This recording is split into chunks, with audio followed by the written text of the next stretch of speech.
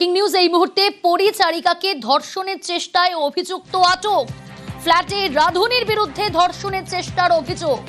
বাধা পেয়ে পরিচারিকার উপর ছুরি কাছে নিয়ে হামলা।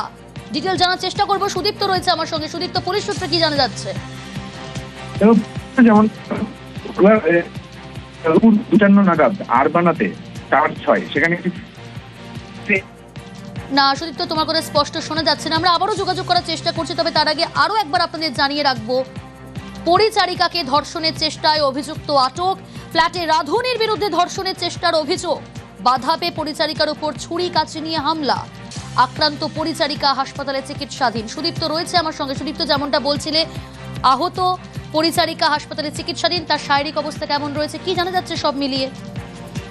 পুলিশ সূত্রে যেমনটা খবর, আনন্দপুর থানার পুলিশে তদন্ত করছে। রবিবার 13 আগস্ট দুপুর 2:55 নাগাদ আরবানার টাওয়ার 6 একটি ফ্ল্যাটের মধ্যে এই ঘটনা ঘটে, যেখানে পরিচারিকাকে ধর্ষণের চেষ্টা করে সেই ফ্ল্যাটেরই একজন রাঁধুনি।